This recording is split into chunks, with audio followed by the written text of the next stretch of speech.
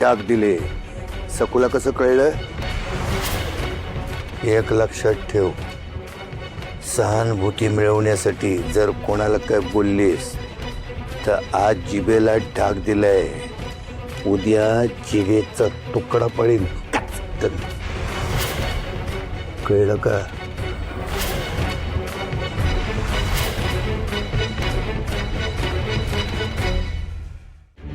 विठुराया, माझ्या बोलण्यामुळे मालक आजोबा आप्पांना अजून त्रास देतील, कर्जफेडीसाठी अजून मागे लागतील, कशा पायी त्रास देतील.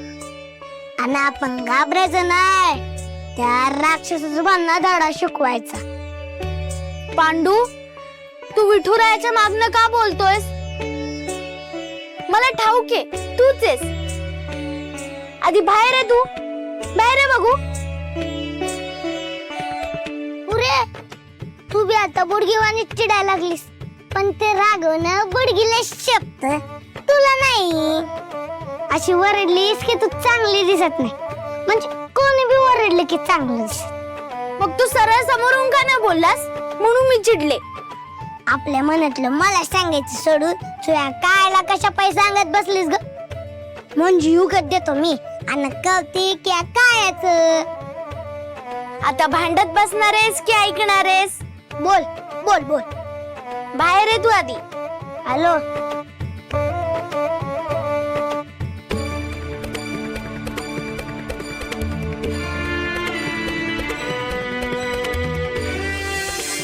आम्ही तुला मालकवाड्यावर जायचं नाही हे पुन्हा पुन्हा बजाव.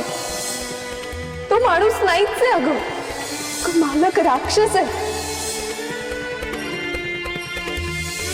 तुमच्यामुळे माझ्या आप्पांना, उमाईला, आजीला किती त्रास होता ठाऊके? राक्षस आहात तुम्ही, राक्षस. तू कुशाल बोलून गेलीस ग, पण त्याचे परिणाम इतर कोणाकोणाला भोगावे लागणार आहेत याची कल्पना तरी आहे का तुला? आणि म्हणून मला आजी ओरडली. आणि माझ्यामुळे कोणाला त्रास झाला तर मला चालेल का? नाही ना. मग सांग ना, पुढे काय करायचं?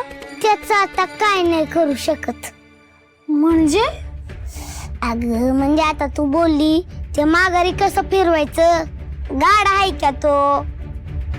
सबूत तोंडातून गेला म्हणजे गेला. शहाणपणा करू नकोस हा. पुढे काय करायचं ते सांग. अगं मुळावर घाव बसाया पाहिजे. कर्ज आहे ना, त्याच्यासाठी काहीतरी केलं पाहिजे. मी काय करणार आहे? हा ते बी आहे. तू लहान आहेस ना. आणि तू मोठा आहेस. नाही तसं नाही, म्हणजे आपल्याला दोघांना बी वाट हुडकावी लागेल.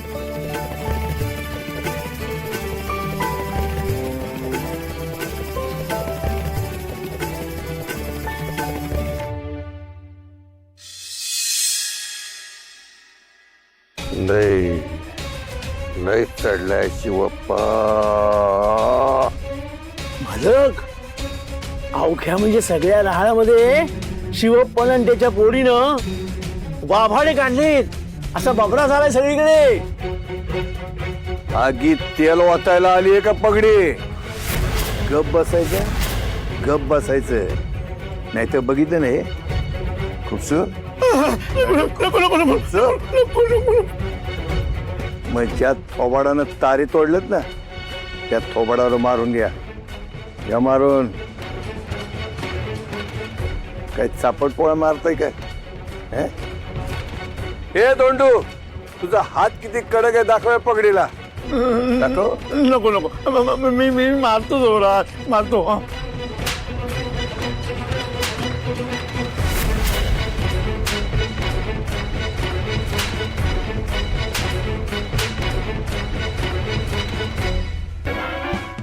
मालक, मी काय म्हणते, म्हणजे बघा आता शिवप्पा आणि सखू या दोघांनी बी तुमचा अपमान केलाय हे अख्ख्या राहाळभर झालं.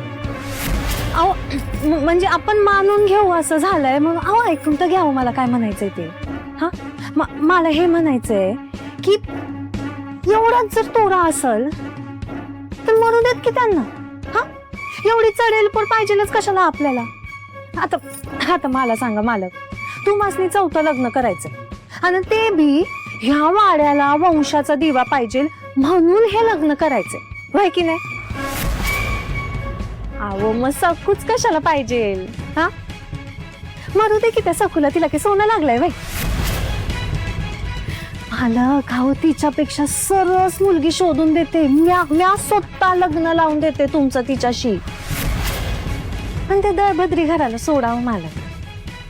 ए चिटकिनी, जास्त बोलायचं नाही. त्या गोदाची काय हालत केली माहिती तुला? तुझी पण तशीच हालत करीन मी. आम्हाला शिकवायचं नाही. माझ्या आणि सकूच्या लग्नाच्या मध्ये तू पडायचं नाही. इथं काय बी झालं ना, काय बी झालं तरी आम्ही सकूशीच लग्न करणार.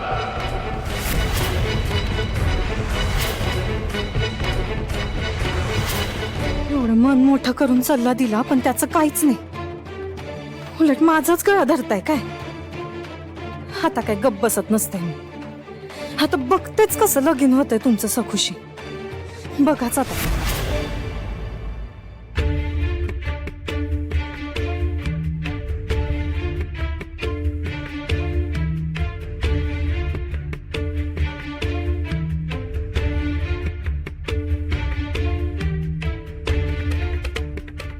हाय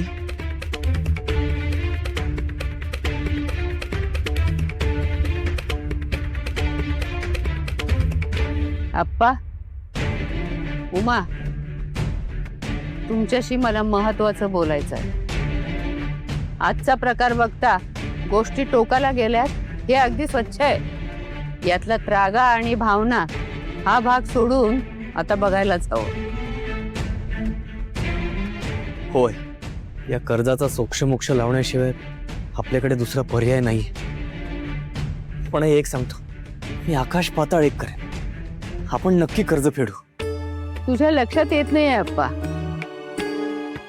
तूच सांग उमा, तू लोणची, मोरावळे, गोधड्या विकून आणि आप्पानी जास्ती मोलाची कामं करून कर्ज फिटणार आहे का?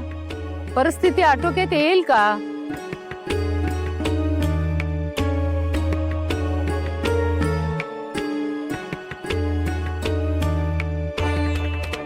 नाहीये, ते शक्य नाहीये. हे आपल्या तिघांनाही कळलंय.